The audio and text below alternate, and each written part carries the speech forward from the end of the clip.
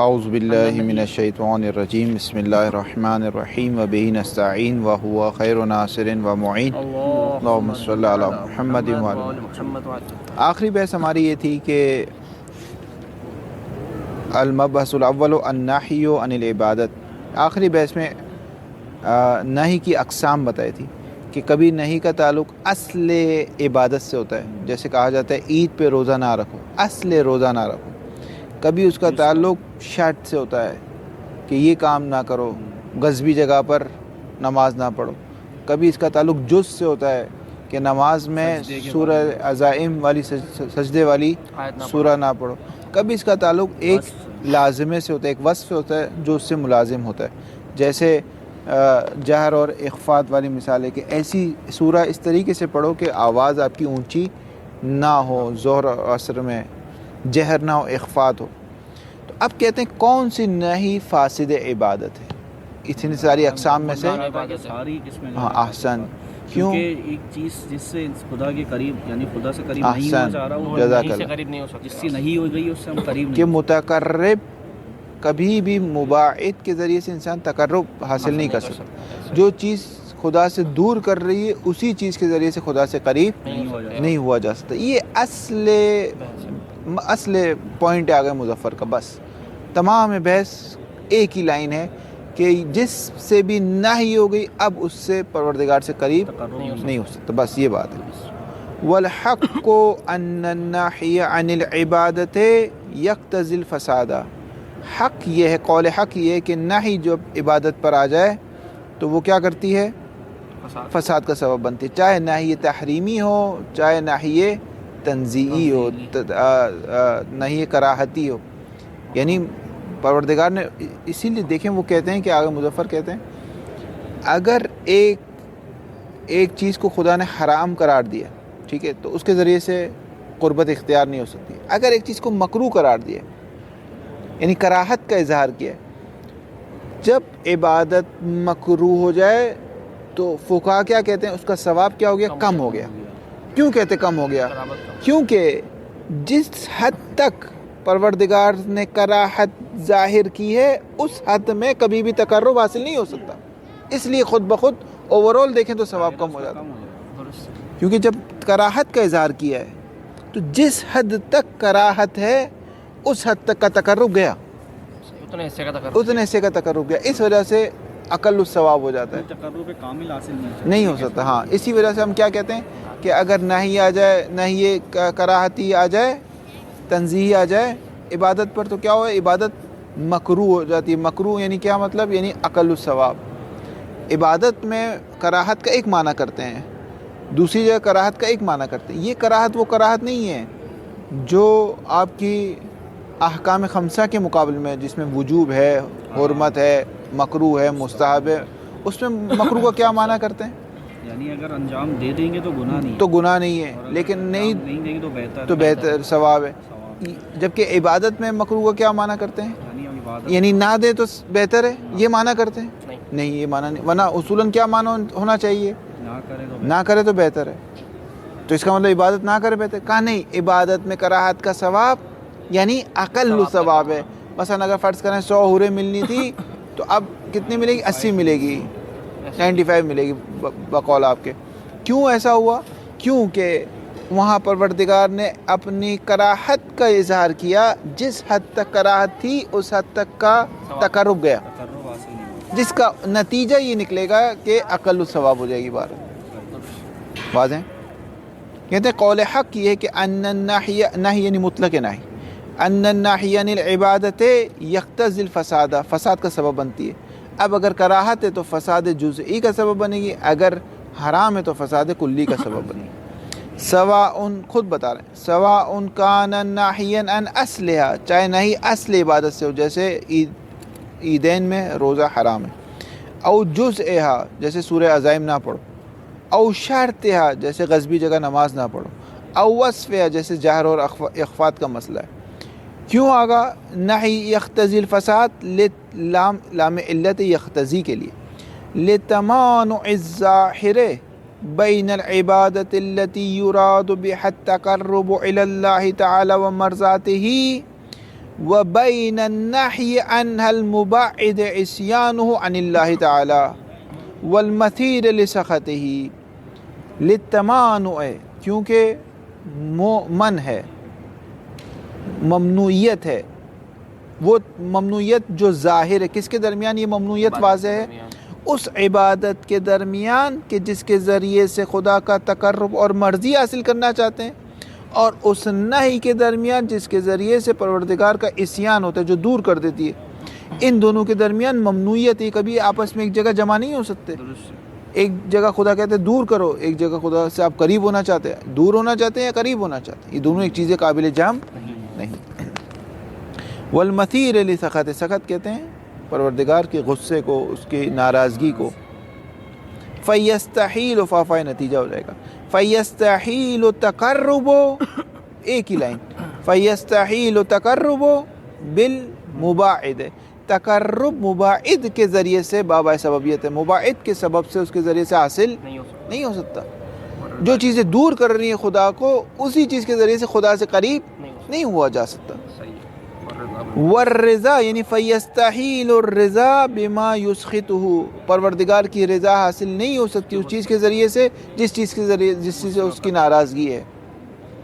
ويستحيل أيضا التقرب بما يشتمل على المباعد المبغوض المسخط له وبما هو مقيد بالمباعد أو بما هو موصوف بالمباعد، اور فرق نہیں پڑتا یہ جو استحالہ، یہ جو محال ہونا ہے، یہ تمام نہی کو شامل کرتا ہے، چاہے نہی اصل سے ہو، چاہے جز سے ہو، چاہے شرط سے ہو، چاہے وصف، فرق نہیں پڑتا۔ ويستحيل أيضا تقربه، بہت دفعہ دخل مستشکل اشکال کر رہا ہے کہ یہ جو محال آپ نے بتایا یہ تو اس وقت جب اصل عبادت پر آئے، کرنے فرق نہیں پڑتا۔ وَيَسْتَحِيلُ أَيْضًا التَّقَرُّب، تقرب محال ہے، بما، اس چیز کے ذریعے سے، یشتمل کہ وہ چیز مشتمل ہے، کس چیز پر مشتمل ہے؟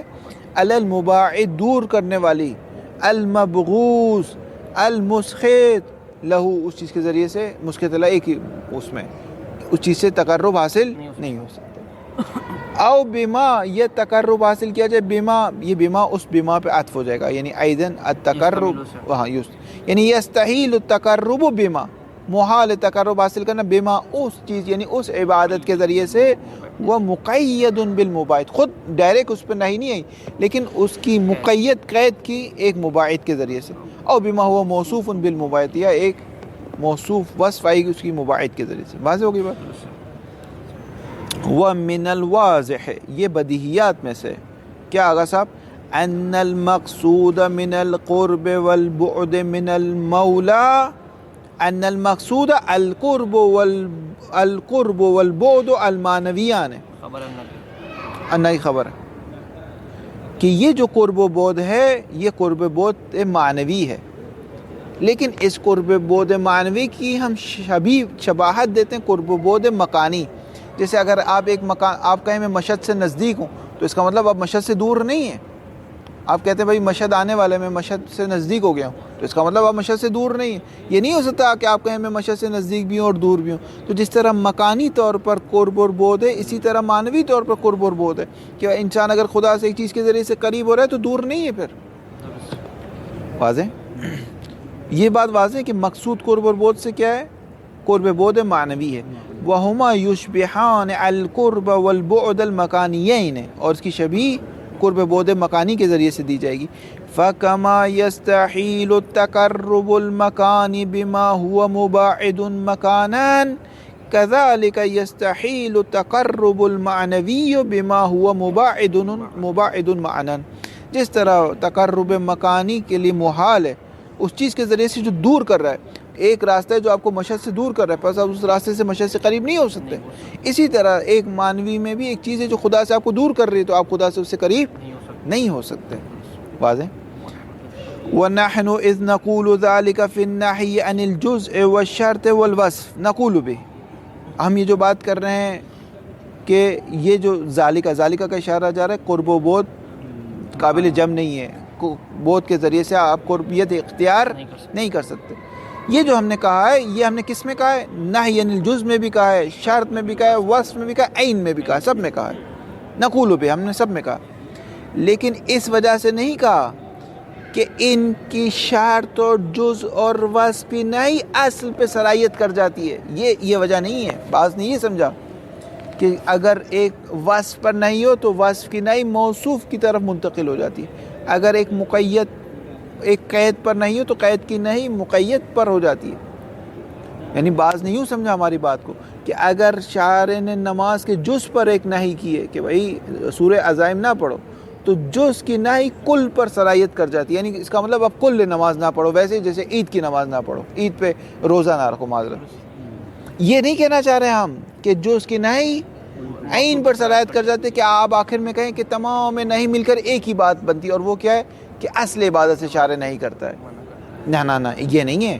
جز کی نہیں جز کی رہتی ہے، شرط کی نہیں شرط کی رہتی ہے، وصف کی نہیں وصف کی رہتی ہے.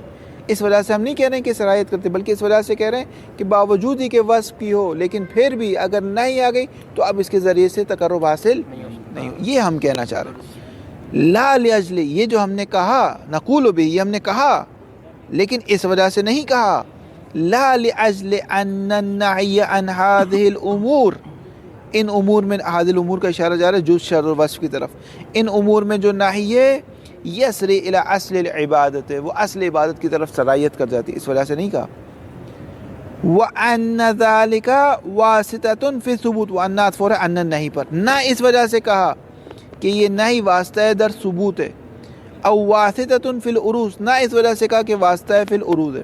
واسطہ فی ثبوت اور واسطہ فی العروض کی اصطلاح علم فلسفہ میں بھی آتی ہے، علم منطق میں بھی آتی ہے، علم اصول میں بھی کبھی کبھار آ جاتی ہے. جو گرم پانی کا گرم ہونا ایک طریقے سے ہاں، اس کا ثبوت ہے وہ. کہ آپ کہتے ہیں کہ واسطہ فی ثبوت کا مطلب ہے کہ محمول خود محمول کس پہ حمل ہوتا ہے؟ موضوع پر حمل ہوتا ہے.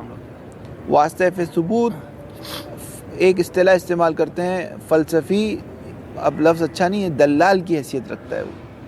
یعنی اچھے الفاظ میں کہوں تو اس ثبوت اور علت کی حیثیت رکھتا ہے. مثلا آپ کہتے ہو الماء حارٌ، پانی گرم ہے، واقعاً پانی گرم ہے، لیکن کیوں گرم ہے؟ کیوں؟ لأنہ، مثال کے طور پہ آپ اسی کو علت بیان کرتے ہیں کہ اس وجہ سے گرم ہے کہ آپ سورج کے نیچے پڑا ہوا ہے فرض کریں، یہ گیزر تیز ہے. پس واسطہ فی ثبوت میں محمول خود کس پر حمل ہوتا ہے؟ خود موضوع پر حمل ہوتا ہے. لیکن اس حمل ہونا اس کا ذاتیات میں سے نہیں ہوتا. یعنی حق کے موضوع محمول پر حمل نہیں ہوتا، جس کو کہتے ہیں محمول بالسمیمہ کہتے ہیں، وہ نہیں ہے، بلکہ ایک واسطہ پھر ثبوت چاہتا ہے. مثلا علت چاہتا ہے کہ کیوں ہے یہ موضوع محمول، کیوں موضوع پر حمل ہوا، اس کی کیا وجہ ہے. مثلا پانی کی ذات میں نہیں تھا وہ گرم ہو، پانی کی ذات میں نہیں تھا کہ وہ حرارت ہو، پانی کی ذات میں تھا وجود سیال، یہ گرم ہونا، ٹھنڈا ہونا، میٹھا ہونا، یہ اس کی ذات میں نہیں ہے. تو جب یہ چیزیں اس پر حمل ہوگی تو سوال ہوگا کہ کیوں، علت کیا ہے اس کی، وہ ہے واسطہ فی ثبوت. واسطہ فی العروض میں محمول اصلاً موضوع پر حمل ہی نہیں ہوتا. محمول جو حمل ہوتا ہے وہ در حقیقت اس واسطے پر حمل ہوتا ہے، لیکن واسطے پر حمل ہونے کی وجہ سے موضوع چونکہ اسے قرب رکھتا ہے اس وجہ سے موضوع پر حمل ہوتا ہے. جیسے آپ کہتے ہیں زیدون متحرکن، زید بیٹھا ہوا ہے کس پر؟ ہوائی جہاز میں یا ٹرین میں یا بس میں، تو آپ کہتے ہیں زیدون متحرکن، زید حرکت کر رہا ہے. دیکھیں ایک بار ہے کہ وہ بس میں کنڈکٹر ہے حرکت کر رہا ہے نا، یہ حرکت کی بات نہیں ہو رہی. زید بیٹھا ہوا ہے سیٹ پہ اور آپ کہہ رہے ہیں زیدون متحرکن، حرکت کی محمول حرکت کا موضوع کیا ہے؟ زید بنا رہے، زید پر حمل کر رہے ہیں. کیوں؟ کیونکہ لأنہ فی الباس، کہ وہ بس میں بیٹھا ہوا ہے، یا فی سیارہ، وہ گاڑی میں بیٹھا ہوا ہے.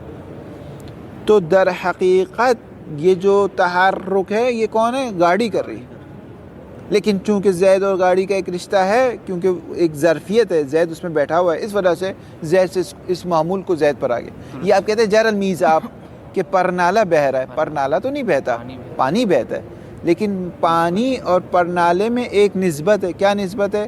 مثلا نسبت یہ ہے کہ وہ اس کے لیے ظرف مکان بنا ہوا ہے، ٹھیک ہے. یا آپ کہتے ہیں یا نسبت مجاوری ہوتی ہے، بہت سارے بلاغت میں بحث آتی ہے کون کون سی نسبتیں ہو سکتی ہیں. تو اس کو کہتے ہیں واسطے فی العروض کے اصل میں جو محمول حمل ہوا ہے وہ موضوع پہ ہوا ہی نہیں ہے بلکہ اس واسطے پہ ہوا ہے، اس واسطے کی وجہ سے موضوع پہ چلا گیا۔ بس یہ کہنا چاہ رہے ہیں کہ اصل میں جو نہی آئی تھی یا تو خود اس عبادت پہ آئی تھی اور یہ جز وغیرہ یہ یا واسطہ فی الثبوت کی حیثیت رکھتے تھے یا واسطہ فی العروض کی حیثیت رکھتے تھے۔ آغا مظفر کہتے ہیں یہ بھی ہم نہیں کہہ رہے ہیں، یہ ساری باتیں ہم نہیں کر رہے ہیں۔ لا لأجل، ہم اس وجہ سے یہ باتیں نہیں کر رہے کہ نہیں اصل عبادت پہ صلاحیت کر جاتی ہے یا اس کی حیثیت واسطہ فی الثبوت کی ہے یا اس کی حیثیت واسطہ فی العروض کی، یہ ساری باتیں ہم نہیں کر رہے۔ تو آغا مظفر کہہ رہے ہیں کہ لا لأجل، ہم اس وجہ سے یہ ساری باتیں نہیں کر رہے کہ نہیں صلاحیت کر جاتی ہے یا واسطہ فی، نہ ان سب کو چھوڑ دیں۔ کما قیل، جیسے کہ بزرگان کے اقوال نہایت الذرائع میں تمام موجود۔ ولا لأجل ان جزء العبادت وشرطها عبادت، نہ اس وجہ سے کر رہے ہیں کہ جزء عبادت بھی تو عبادت ہے، شرط عبادت بھی عبادت ہے، پس اس پر نہیں آ گئی گویا عبادت پر نہیں آ گئی، نہ یہ وجہ بھی نہیں ہے۔ فَإِذَا فَسَدَ الْجُزْءُ وَالشَّرْطُ اسْتَلْزَمَ فَسَادُهُمَا فَسَادَ الْمُرَكَّبِ وَالْمَشْرُوطِ، کہ اگر جز عبادت بھی عبادت ہے، شرط عبادت بھی عبادت ہے، اور جب جز فاسد ہو گیا یا شرط فاسد ہو گیا تو اس کا لازمہ یہ کہ مرکب بھی فاسد ہو گیا اور مشروط بھی فاسد ہو گیا۔ اذا فسد فقد الشرط فقد المشروط، فسد الشرط فسد المشروط والا قانون ہے۔ یہ قانون بھی یہ باتیں ہم کر ہی نہیں رہے، یعنی اس کا یہ مطلب نہیں کہ اس باتوں کو نہیں مانتے، بلکہ کہنے اس کی ضرورت نہیں ہے۔ یہ نہیں کہنا چاہ رہے ہم ان باتوں کا انکار کر رہے ہیں، ان قوانین فلسفی کا انکار کر رہے ہیں، بلکہ کہہ رہے ہیں اس کی ضرورت نہیں کہ ہم وہاں تک جائیں، اس سے پہلے مسئلہ حل ہو رہا ہے۔ بل نحن لا نستند فی قولنا فی الجزء والشرط والوصف لذلك، ہم اپنی بات کا استناد ان چیزوں کی طرف نہیں کر رہے، لأنہ، کیوں نہیں کر رہے؟ اگر نہیں مانتے آپ کہہ رہے ہیں نہ یہ وجہ نہیں، لا حاجت الی مثل هذه تعلیلات، اس کی حاجت نہیں ہے، اگر اس کی ضرورت ہوتی تو ہم آتے اس طرف، اس سے پہلے مسئلہ حل ہو رہا ہے۔ ولا تصل النوبۃ الیہا، ایسا اس کی طرف نوبت ہی نہیں پہنچتی، بعد ما قلناہ، بعد اس کے کہ ہم نے ایک نظریہ دے دیا، وہ کیا من بیان کر رہا ہے، من انہ یستحیل التقرب بما یشتمل علی المباعد، تقرب محال ہے اس چیز کے ذریعے سے جو مباعد کی طرف لے جاتی ہے، اس چیز کے ذریعے سے جو مشتمل ہو ایک مباعد پر یا مشتمل ہو ایک مقید پر یا موصوف بالمباعد پر، کما یستحیل التقرب بالنفس المباعد بلا فرق، جیسے خود نماز پر، خود روزے پر ہو کے روزہ نہ رکھو عیدین پر، اسی طرح بس پر آ جائے، شرط پر آ جائے، جز پر آ جائے۔ واضح ہو گئی بات؟ الا فی هذه التعلیلات من المناقشۃ ما لا یسع هذا المختصر، اور اس الا نہیں کا مطلب ہے مضافن بر ان کے، یہ تو ہے مسئلہ کہ اس کی حاجت نہیں، اس کے ہٹ کے بھی ان توجیحات پر کچھ مناقشات ہیں، کچھ اشکالات اور اعتراضات ہیں کہ یہ مختصر جو اصول آغا مظفر ہے اس کی گنجائش نہیں ہے کہ ہم یہ ساری بحث اس میں کریں۔ ولا حاجت الی مناقشتها بعد ما ذکرناہ، اور اس میں مناقشہ کرنے کی حاجت بھی نہیں ہے، بعد اس کے کہ ہم نے ذکر کر دیا، اصل مطلب کو ذکر کر دیا کہ مباعد کے ذریعے سے تقرب حاصل نہیں ہو سکتا۔ ھذا کلہ فی النہی نفسی ہے، کہ نہی نفسی کی بات تھی کہ ایک چیز پہ بے نفس ہی نہی ہو۔ اما النہی الغیری المقدمی، اما نہی غیری، نہی غیری جس پر نہی کسی اور وجہ سے آتی ہے، فحکمہ حکم النفسی بلا فرق، اس کا بھی حکم ویسے ہی جو حکم نفسی کا ہے، کما اشرنا الی ذلک فیما تقدم، فانہ اشرنا ہناک، ہم نے اس بحث میں کہہ دیا تھا، کیا کہہ دیا تھا؟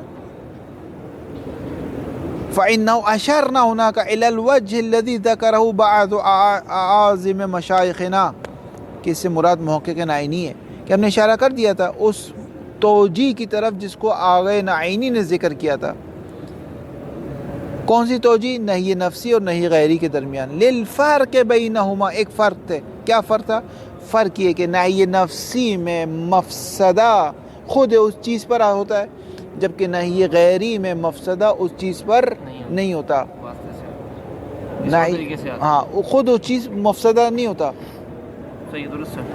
للفرق بینہما کیا فرق تھا؟ باب آئے مفسرہ ہے بأن الناحیہ الغیریہ لا یکشف عن وجود مفسدۃ وحزازۃ فی المنہی عنہ، جس چیز پر نہی غیری ہے اس چیز پر بے نفس ہی مفسدہ اور حزازت یعنی واو عطف تفسیر ہے ثابت نہیں ہوتا۔